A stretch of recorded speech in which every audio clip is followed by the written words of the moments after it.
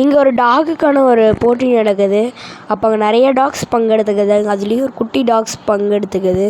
அந்த டாகால் எதுவும் பண்ண முடியல. அது குட்டியாக இருக்கிறதுனால நிறைய போட்டியில் தோற்று போகுது.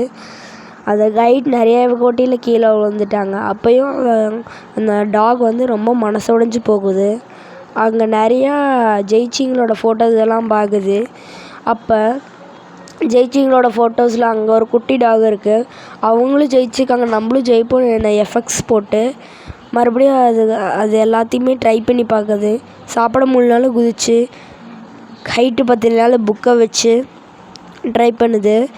அப்புறம் கைட்கிட்டேயும் சேஃப்டியாக அந்த கைடை கூட்டிகிட்டு போயிடுச்சு. அந்த நாளும் வந்துடுச்சு. அந்த நாளன்னைக்கு அந்த ஃபஸ்ட்டு அந்த டாக் போகுது. இந்த கைடு வந்து கரெக்டாக கூட்டிகிட்டு போய் நினச்சாங்க. கடைசியில் அது தோற்றுறதுனால அதில் எலிமினேட் பண்ணி வெளியில் அனுப்பிச்சுட்ருக்காங்க. அதுவும் மனசொடைஞ்சு போகுது.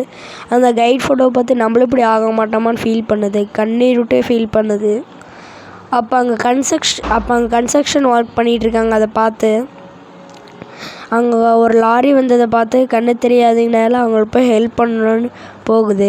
எவ்வளோ முடியுமோ அவ்வளோ வேகமாக போகுது. மற்ற டாக்ஸால் போக முடியல. அவங்க அந்த அவங்களோட ஹேண்ட்பேக்கை பிடிச்சி சேஃப்டியாக கொண்டு போய் இந்த டேஞ்சரஸ்லேருந்து காப்பாற்றிட்டாங்க. அவங்களும் அது தேங்க்ஸ் சொல்லிட்டு பக்கத்தில் இங்கே பாராட்டுறாங்க. அந்த டீச்சர்கிட்ட போய் அவங்க பிரின்சிபல் வந்து அதுக்கு ஹானர் பண்ணுற மாதிரி அந்த துணியை எடுத்து அந்த டாகு கட்டினாங்க.